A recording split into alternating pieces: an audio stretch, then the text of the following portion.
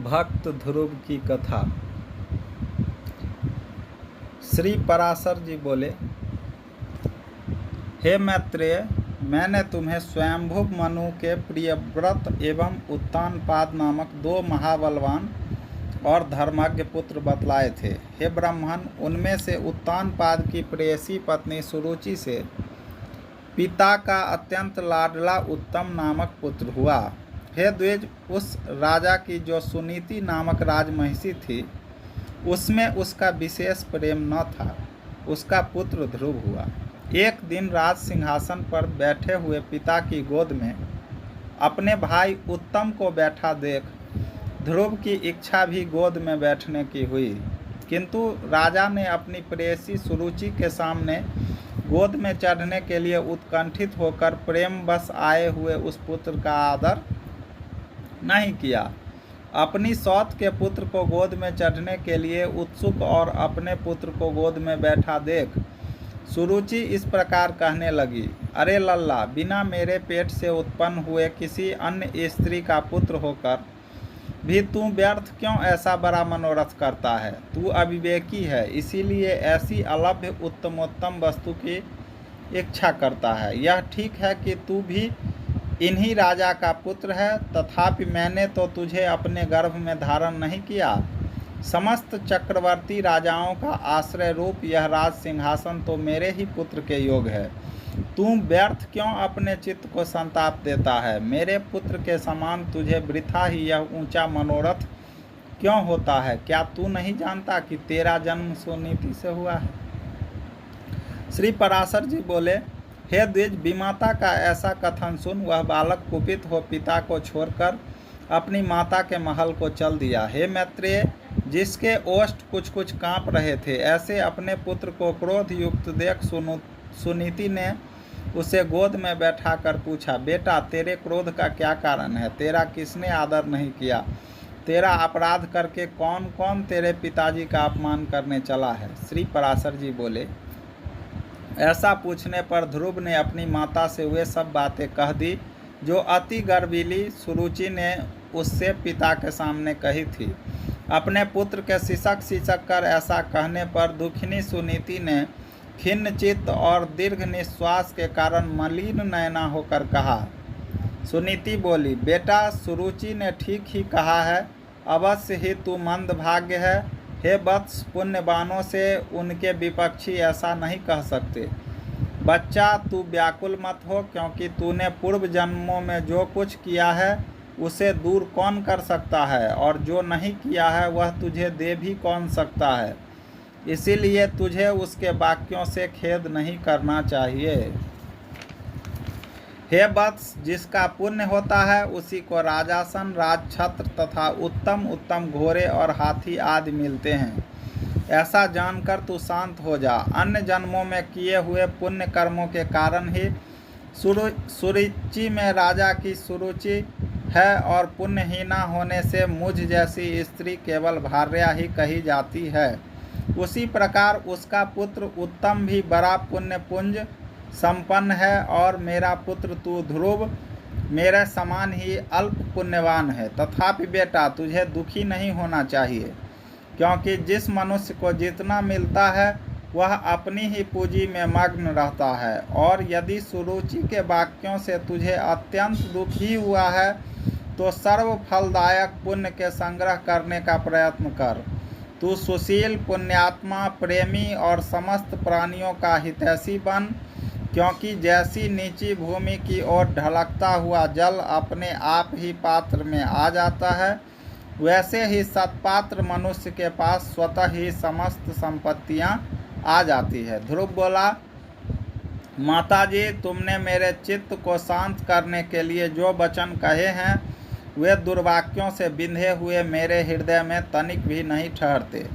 इसीलिए मैं तो अब वही प्रयत्न करूंगा जिससे संपूर्ण लोकों से आदरणीय सर्वश्रेष्ठ पद को प्राप्त कर सकूं। राजा की प्रेयसी तो अवश्य सुरुचि ही है, और मैंने उसके उदर से जन्म भी नहीं लिया है। तथापि हे माता, अपने गर्भ में बढ़े हुए मेरा प्रभाव भी तुम देखना। उत्तम जिसको उसने अपने गर्भ में धारण किया है मेरा भाई ही है। पिता का दिया हुआ राजासन वही प्राप्त करे, भगवान करे ऐसा ही हो। माताजी, मैं किसी दूसरे के दिए हुए पद का इच्छुक नहीं हूँ। मैं तो अपने पुरुषार्थ से उस पद की इच्छा करता हूँ जिसको पिता ने जी ने भी नहीं प्राप्त किया है। श्री पराशर जी बोले, माता से इस प्रकार कह ध्रुव अपने महल से निकल पड़ा और फिर नगर से बाहर आकर बाहरी उपवन में पहुंचा। वहां ध्रुव ने पहले से ही आए हुए 7 मुनीश्वरों को कृष्ण मृग चर्म के बिछौनों से युक्त आसनों पर बैठे देखा। उस राजकुमार ने उन सब को प्रणाम कर अति नम्रता और समुचित अभिवादन पूर्वक उनसे कहा। ध्रुव ने कहा, हे महात्माओं, मुझे आप सुनीति से उत्पन्न हुआ राजा उत्तानपाद का पुत्र जाने। मैं आत्मग्लानि के कारण आपके निकट आया हूँ। ऋषि बोले, राजकुमार, अभी तो तू 4-5 वर्ष का ही बालक है। अभी तेरे निर्वेद का कोई कारण नहीं दिखाई पड़ता।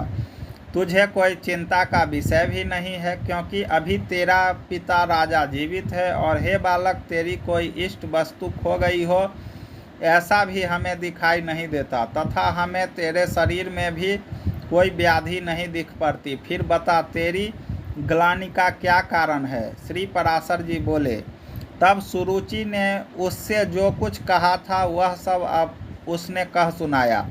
उसे सुनकर वे ऋषिगण आपस में इस प्रकार कहने लगे, अहो, छात्र तेज कैसा प्रबल है, जिससे बालक में भी इतनी अक्षमा है कि अपनी विमाता का कथन उसके हृदय से नहीं टलता।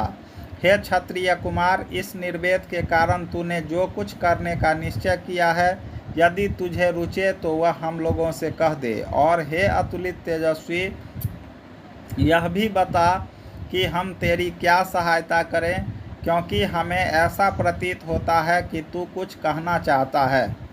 ध्रुव ने कहा, हे द्विजश्रेष्ठ, मुझे न तो धन की इच्छा है और न राज्य की।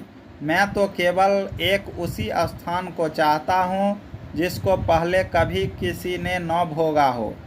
हे मुनि श्रेष्ठ, आपकी यही सहायता होगी कि आप मुझे भली प्रकार वह स्थान बता दें कि क्या करने से वह सबसे अग्रगण्य स्थान प्राप्त हो सकता है। मरीचि बोले, हे राजपुत्र, बिना गोविंद की आराधना किए मनुष्य को वह श्रेष्ठ स्थान नहीं मिल सकता, अतः श्री अच्युत की आराधना कर। अत्रि बोले, जो परा प्रकृति आदि से भी परे है, वे परम पुरुष जनार्दन जिससे संतुष्ट होते हैं, उसी को वह अक्षय पद मिलता है। यह मैं सत्य सत्य कहता हूँ। अंगिरा बोले, यदि तू अगण्य स्थान का इच्छुक है, तो जिन अव्यात्मा अच्युत में यह संपूर्ण जगत ओतप्रोत है, उन गोविंद की ही आराधना कर। पुलस्त्य बोले, जो परम ब्रह्म, परम धाम और परस्वरूप है, उन हरि की आराधना करने से मनुष्य अति दुर्लभ मोक्ष पद को भी प्राप्त कर लेता है।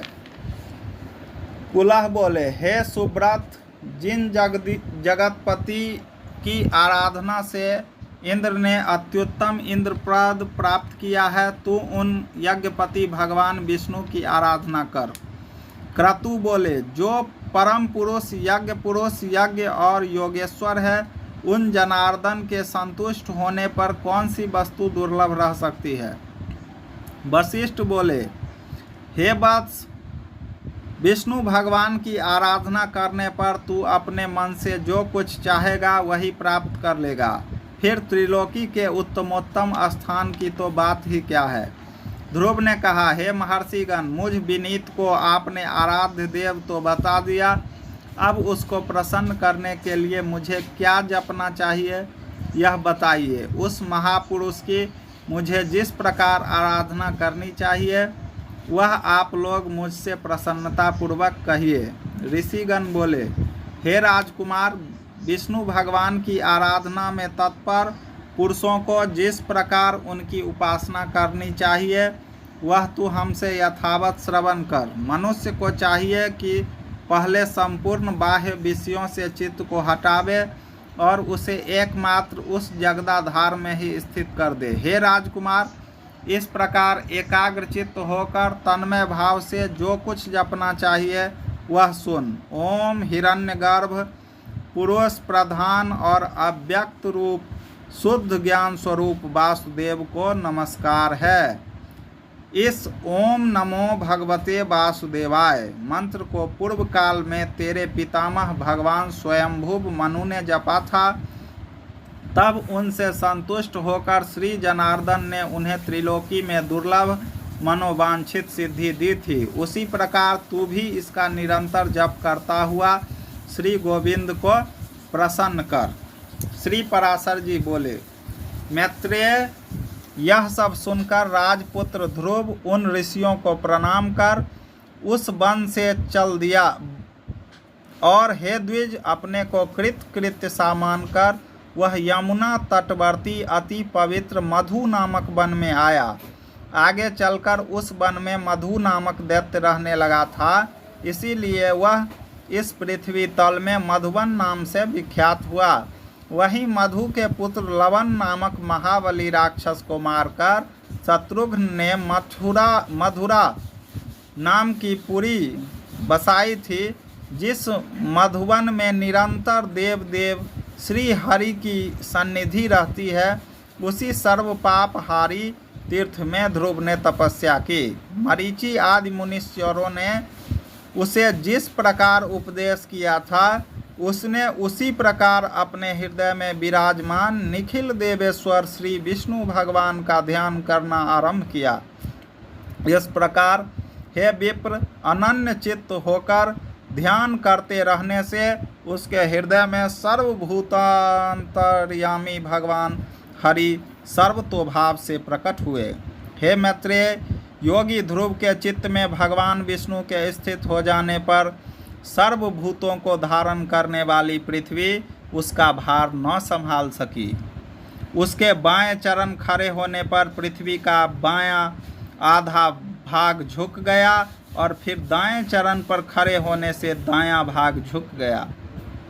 और जिस समय वह पैर के अंगूठे से पृथ्वी को बीच से दबाकर खड़ा हुआ तो पर्वतों के सहित समस्त भूमंडल विचलित हो गया। हे महामुने, उस समय नदी, नद और समुद्र आदि सभी अत्यंत क्षुब्ध हो गए और उनके क्षोभ से देवताओं में भी बड़ी हलचल मची। हे मैत्रेय, तब याम नामक देवताओं ने अत्यंत व्याकुल हो इंद्र के साथ परामर्श कर उसके ध्यान को भंग करने का आयोजन किया। हे महामुने, इंद्र के साथ अति आतुर कुष्मांड नामक उपदेवताओं ने नाना रूप धारण कर उसकी समाधि भंग करना आरंभ किया। उस समय माया ही से रची हुई उसकी माता सुनीति नेत्रों में आंसू भरे उसके सामने प्रकट हुई और हे पुत्र ऐसा कहकर करुणा युक्त वचन बोलने लगी। उसने कहा, बेटा, तू शरीर को घुलाने वाले इस भयंकर तप का आग्रह छोड़ दे। मैंने बड़ी बड़ी कामनाओं द्वारा तुझे प्राप्त किया है। अरे मुझ अकेली अनाथा दुखिया को सौत के कटु वाक्यों से छोड़ देना तुझे उचित नहीं है। बेटा, मुझ आश्रयहीना का तो एकमात्र तू ही सहारा है। कहाँ तो 5 वर्ष का तू और कहाँ तेरा यह अति उग्र तप। अरे इस निष्फल क्लेशकारी आग्रह से अपना मन मोर ले। अभी तो तेरे खेलने कूदने का समय है, फिर अध्ययन का समय आएगा, तदंतर समस्त भोगों के भोगने का, और फिर अंत में तपस्या करना भी ठीक होगा। बेटा, तुझ सुकुमार बालक का जो खेल कूद का समय है उसी में तू तपस्या करना चाहता है। तू इस प्रकार क्यों अपने सर्वनाश में तत्पर हुआ है? तेरा परम धर्म तो मुझको प्रसन्न रखना ही है। अतः तू अपनी आयु और अवस्था के अनुकूल कर्मों में ही लग, मोह का अनुवर्तन न कर और इस तप रूपी अधर्म से निवृत्त हो। बेटा, यदि तू इस तपस्या को न छोड़ेगा तो देख, तेरे सामने ही मैं अपने प्राण छोड़ दूंगी। श्री पराशर जी बोले, हे मैत्रेय, भगवान विष्णु में चित्त स्थिर रहने के कारण ध्रुव ने उसे आंखों में आंसू भरकर इस प्रकार विलाप करती देख कर भी नहीं देखा। तब अरे बेटा यहाँ से भाग भाग, देख इस महाभयंकर वन में ये कैसे घोर राक्षस अस्त्र शस्त्र उठाए आ रहे हैं। ऐसा कहती हुई वह चली गई और वहाँ जिनके मुख से अग्नि की लपटें निकल रही थी, ऐसे अनेकों राक्षसगण अस्त्र शस्त्र संभाले प्रकट हो गए। उन राक्षसों ने अपने अति चमकीले शस्त्रों को घुमाते हुए उस राजपुत्र के सामने बड़ा भयंकर कोलाहल किया। उस नित्य योग युक्त बालक को भयभीत करने के लिए अपने मुख से अग्नि की लपटें निकालती हुई सैकड़ों स्यारियां घोर नाद करने लगी। वे राक्षसगण भी इसको मारो मारो, काटो काटो, खाओ खाओ, इस प्रकार चिल्लाने लगे। फिर सिंह, ऊंट, मकर आदि के से मुख वाले वे राक्षस राजपुत्र को त्राण देने के लिए नाना प्रकार से गरजने लगे, किंतु उस भगवदासक्त चित्त बालक को वे राक्षस, उनके शब्द, स्यारियां और अस्त्र शस्त्रादि कुछ भी दिखाई नहीं दिए। वह राजपुत्र एकाग्र चित्त से निरंतर अपने आश्रयभूत विष्णु भगवान को ही देखता रहा और उसने किसी को की ओर किसी भी प्रकार दृष्टिपात नहीं किया।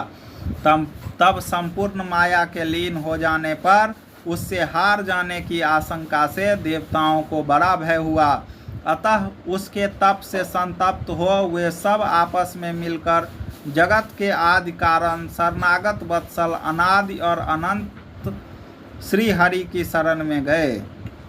देवता बोले, हे देवाधिदेव जगन्नाथ परमेश्वर पुरुषोत्तम, हम सब ध्रुव की तपस्या से संतप्त होकर आपकी शरण में आए हैं। हे देव, जिस प्रकार चंद्रमा अपनी कलाओं से प्रतिदिन बढ़ता है, उसी प्रकार यह भी तपस्या के कारण दिन रात उन्नत हो रहा है। हे जनार्दन, इस उत्तानपाद के पुत्र की तपस्या से भयभीत होकर हम आपकी शरण में आए हैं। आप उसे तप से निवृत्त कीजिए। हम नहीं जानते वह इंद्रत्व चाहता है या सूर्यत्व, अथवा उसे कुबेर, वरुण या चंद्रमा के पद की अभिलाषा है।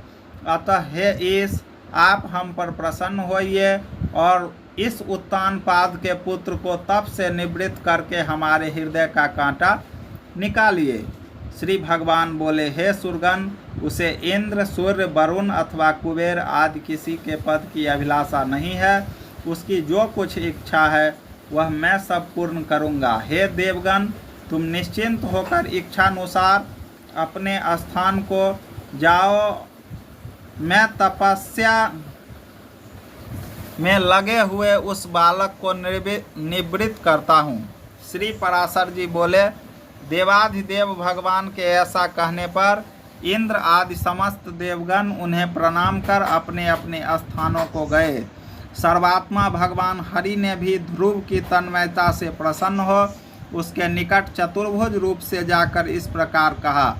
श्री भगवान बोले, हे उत्तानपाद के पुत्र ध्रुव, तेरा कल्याण हो। मैं तेरी तपस्या से प्रसन्न होकर तुझे वर देने के लिए प्रकट हुआ हूँ। हे सुब्रत, तू वर मांग। तूने संपूर्ण बाह्य विषयों से उपरत होकर अपने चित्त को मुझ में ही लगा दिया है, अतः मैं तुझसे अति संतुष्ट हूँ। अब तू अपनी इच्छानुसार श्रेष्ठ वर मांग। श्री पराशर जी बोले, देवाधिदेव भगवान के ऐसा वचन सुनकर बालक ध्रुव ने आंखें खोली और अपनी ध्यान अवस्था में देखे हुए भगवान हरि को साक्षात अपने सम्मुख खड़े देखा। श्री अच्युत को किरीट तथा शंख, चक्र, गदा, सारंग, धनुष और खड्ग धारण किए देख उसने पृथ्वी पर सिर रखकर प्रणाम किया और सहसा रोमांचित तथा परम भयभीत होकर उसने देव देव की स्तुति करने की इच्छा की। किंतु इन स्तुति के लिए मैं क्या कहूँ? क्या कहने से इनका स्तवन हो सकता है? यह न जानने के कारण वह चित्त में व्याकुल हो गया और अंत में उसने उन देव देव की ही शरण ली। ध्रुव ने कहा, भगवान, आप यदि मेरी तपस्या से संतुष्ट हैं तो मैं आपकी स्तुति करना चाहता हूँ। आप मुझे यही वर दीजिए जिससे मैं स्तुति कर सकूँ। हे देव, जिनकी गति ब्रह्मा आदि वेदज्ञ जन भी नहीं जानते, उन्हीं आपका मैं बालक कैसे स्तवन कर सकता हूँ। किंतु हे परम प्रभो, आपकी भक्ति से द्रवीभूत हुआ मेरा चित्त आपके चरणों की स्तुति करने में प्रवृत्त हो रहा है, अतः आप इसे उसके लिए बुद्धि प्रदान कीजिए। श्री पराशर जी बोले, हे द्विजवर्य, तब जगतपति श्री गोविंद ने अपने सामने हाथ जोड़े खड़े हुए उस उत्तानपाद के पुत्र को अपने वेदमय शंख के अंत वेदांत में भाग से छू दिया। तब तो एक क्षण में ही वह राजकुमार प्रसन्न मुख से अति विनीत हो सर्वभूताधिष्ठान श्री अच्युत की स्तुति करने लगा। ध्रुव बोले, पृथ्वी, जल, अग्नि, वायु, आकाश, मन, बुद्धि, अहंकार और मूल प्रकृति, ये सब जिनके रूप हैं, उन भगवान को मैं नमस्कार करता हूँ। जो अति सूक्ष्म, शुद्ध, सर्वव्यापक और प्रधान से भी परे हैं, वह पुरुष जिनका रूप है, उन गुण भोक्ता परम पुरुष को मैं नमस्कार करता हूँ। हे परमेश्वर, पृथ्वी आदि समस्त भूत, गंधादि उनके गुण, बुद्धि आदि अंतःकरण चतुष्टय तथा प्रधान और पुरुष जीव से भी परे जो सनातन पुरुष हैं, उन आप निखिल ब्रह्मांड नायक के ब्रह्मभूत शुद्ध स्वरूप आत्मा की मैं शरण हूँ। हे सर्वात्मन, हे योगियों के चिंतनीय, व्यापक और वर्धनशील होने के कारण आपका जो ब्रह्म नामक स्वरूप है, उस विकार रहित रूप को मैं नमस्कार करता हूँ। हे प्रभो, आप हजारों मस्तकों वाले, हजारों नेत्रों वाले और हजारों चरणों वाले परम पुरुष हैं। आप सर्वत्र व्याप्त हैं और पृथ्वी आदि आवरणों के सहित संपूर्ण ब्रह्मांड को व्याप्त कर 10 गुण महाप्रमाण से स्थित हैं। हे पुरुषोत्तम, भूत और भविष्यत जो कुछ पदार्थ है, वे सब आप ही हैं तथा विराट, स्वराट, सम्राट और अधिपुरुष आदि भी सब आप ही से उत्पन्न हुए हैं। वे ही आप इस पृथ्वी के नीचे, ऊपर, इधर उधर सब ओर बढ़े हुए हैं। यह संपूर्ण जगत आप ही से उत्पन्न हुआ है तथा आप ही से भूत और भविष्यत हुए हैं।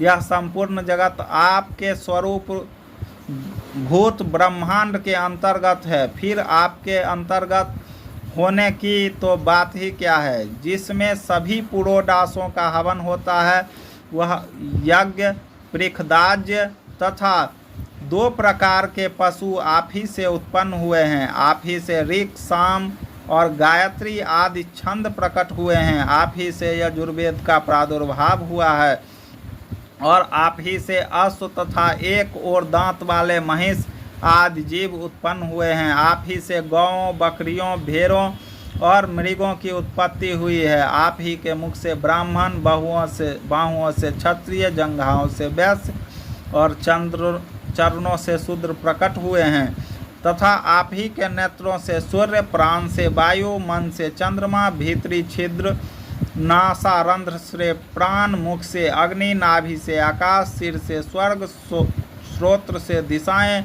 और चरणों से पृथ्वी आदि उत्पन्न हुए हैं।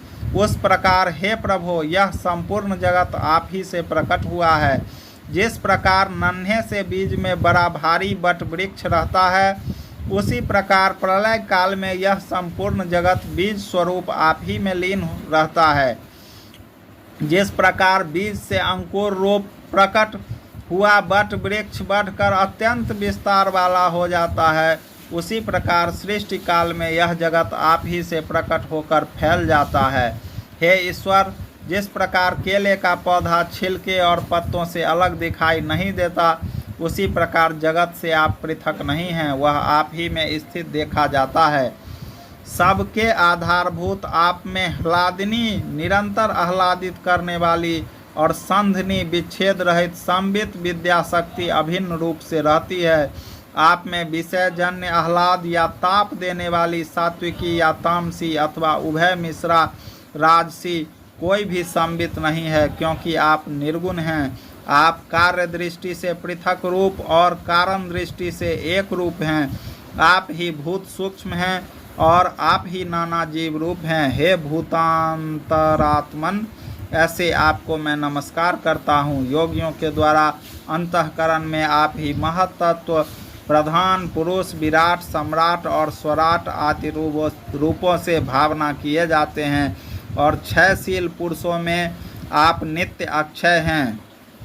आकाशादि सर्वभूतों में सार अर्थात उनके गुण रूप आप ही हैं। समस्त गुणों को धारण करने वाले होने से सब कुछ आप ही हैं। सब कुछ आप ही से हुआ है, अतएव सब के द्वारा आप ही हो रहे हैं, इसीलिए आप सर्वात्मा को नमस्कार है। हे सर्वेश्वर, आप सर्वात्मक हैं क्योंकि संपूर्ण भूतों में व्याप्त हैं, अतः मैं आपसे क्या कहूँ, आप स्वयं ही सब हृदय स्थित बातों को जानते हैं। हे सर्वात्मा, हे सर्वभूतेश्वर, हे सब भूतों के आदि स्थान, आप सर्वभूत रूप से सभी प्राणियों के मनोरथ को जानते हैं। हे नाथ, मेरा जो कुछ मनोरथ था वह तो आपने सफल कर दिया, और हे जगतपते, मेरी तपस्या भी सफल हो गई क्योंकि मुझे आपका साक्षात दर्शन प्राप्त हुआ। श्री भगवान बोले, हे ध्रुव, तुमको मेरा साक्षात दर्शन प्राप्त हुआ है, इससे अवश्य ही तेरी तपस्या तो सफल हो गई, परंतु हे राजकुमार, मेरा दर्शन भी तो कभी निष्फल नहीं होता, इसीलिए तुझको जिस वर की इच्छा हो वह मांग ले। मेरा दर्शन हो जाने पर पुरुष को सभी कुछ प्राप्त हो सकता है। ध्रुव बोले, हे भूत भव्येश्वर भगवान, आप सभी के अंतःकरणों में विराजमान है। हे ब्रह्मन, मेरे मन की जो कुछ अभिलाषा है वह क्या आपसे छिपी हुई है? तो भी हे देवेश्वर, मैं दुर्विनीत जिस अति दुर्लभ वस्तु की हृदय से इच्छा करता हूँ उसे आपकी आज्ञा अनुसार आपके प्रति निवेदन करूँगा। हे समस्त संसार को रचने वाले परमेश्वर, आपके प्रसन्न होने पर संसार में क्या दुर्लभ है। इंद्र भी आपके कृपा कटाक्ष के फलस्वरूप ही त्रिलोकी को भोगता है। प्रभो, मेरी सौतेली माता ने गर्भ से अति बढ़कर मुझसे यह कहा था कि जो मेरे उदर से उत्पन्न नहीं है उसके योग्य यह राजासन नहीं है। अतः हे प्रभो, आपके प्रसाद से मैं उस सर्वोत्तम एवं अव्यय स्थान को प्राप्त करना चाहता हूँ जो संपूर्ण विश्व का आधारभूत हो। श्री भगवान बोले, अरे बालक, तूने अपने पूर्व जन्म में भी मुझे संतुष्ट किया था, इसीलिए तू जिस स्थान की इच्छा करता है उसे अवश्य प्राप्त करेगा। पूर्व जन्म में तू एक ब्राह्मण था और मुझ में निरंतर एकाग्रचित्त रहने वाला, माता पिता का सेवक और स्वधर्म का पालन करने वाला था। कालांतर में एक राजपुत्र तेरा मित्र हो गया। वह अपनी युवावस्था में संपूर्ण भोगों से संपन्न और अति दर्शनीय रूप लावण्य युक्त था। उसके संग से उसके दुर्लभ वैभव को देखकर तेरी ऐसी इच्छा हुई कि मैं भी राजपुत्र होऊं। अतः हे ध्रुव, तुझको अपनी मनोवांछित राजपुत्रता प्राप्त हुई, और जिन स्वयंभुव मनु के कुल में और किसी को स्थान मिलना अति दुर्लभ है, उन्हीं के घर में तूने उत्तानपाद के यहाँ जन्म लिया। अरे बालक, औरों के लिए यह स्थान कितना ही दुर्लभ हो, परंतु जिसने मुझे संतुष्ट किया है उसके लिए तो यह अत्यंत तुच्छ है। मेरी आराधना करने से तो मोक्ष पद भी तत्काल प्राप्त हो सकता है। फिर जिसका चित्त निरंतर मुझ में ही लगा हुआ है उसके लिए स्वर्गादि लोकों का तो कहना ही क्या। हे ध्रुव, मेरी कृपा से तू निस्संदेह उस स्थान में जो त्रिलोकी में सबसे उत्कृष्ट है, संपूर्ण ग्रह और तारामंडल का आश्रय बनेगा। हे ध्रुव, मैं तुझे वह ध्रुव निश्चल स्थान देता हूँ जो सूर्य, चंद्र, मंगल, बुध, बृहस्पति, शुक्र और शनि आदि ग्रहों, सभी नक्षत्रों, सप्तर्षियों और संपूर्ण विमानचारी देवगणों से भी ऊपर है। देवताओं में से कोई तो केवल 4 युग तक और कोई 1 मनवंतर तक ही रहते हैं, किंतु तुझे मैं 1 कल्प तक की स्थिति देता हूँ। तेरी माता सुनीति भी अति स्वच्छ तारा रूप से उतने ही समय तक तेरे पास एक विमान पर निवास करेगी, और जो लोग समाहित चित्त से सायंकाल और प्रातःकाल के समय तेरा गुण कीर्तन करेंगे उनको महान पुण्य होगा। श्री पराशर जी बोले, हे महामते, इस प्रकार पूर्व काल में जगतपति देवाधिदेव भगवान जनार्दन से वर पाकर ध्रुव उस अत्युत्तम स्थान में स्थित हुए। हे मुने, अपने माता पिता की धर्म पूर्वक सेवा करने से तथा द्वादशाक्षर मंत्र के महात्म्य और तप के प्रभाव से उनके मान, वैभव और प्रभाव की वृद्धि देखकर देव और असुरों के आचार्य शुक्रदेव ने ये श्लोक कहे हैं। अहो, इस ध्रुव के तपस्या का कैसा प्रभाव है! अहो, इसकी तपस्या का कैसा अद्भुत फल है, जो इस ध्रुव को ही आगे रखकर सप्तर्षिगण स्थित हो रहे हैं। इसकी यह सुनीति नाम वाली माता भी अवश्य ही सत्य और हितकर वचन बोलने वाली है। संसार में ऐसा कौन है जो इसकी महिमा का वर्णन कर सके, जिसने अपनी कोख में उस ध्रुव को धारण करके त्रिलोकी का आश्रयभूत अति उत्तम स्थान प्राप्त कर लिया, जो भविष्य में भी स्थिर रहने वाला है। जो व्यक्ति ध्रुव के इस दिव्य लोक प्राप्ति के प्रसंग का कीर्तन करता है, वह सब पापों से मुक्त होकर स्वर्ग लोक में पूजित होता है। वह स्वर्ग में रहे अथवा पृथ्वी में कभी अपने स्थान से च्युत नहीं होता तथा समस्त मंगलों से भरपूर रहकर बहुत काल तक जीवित रहता है।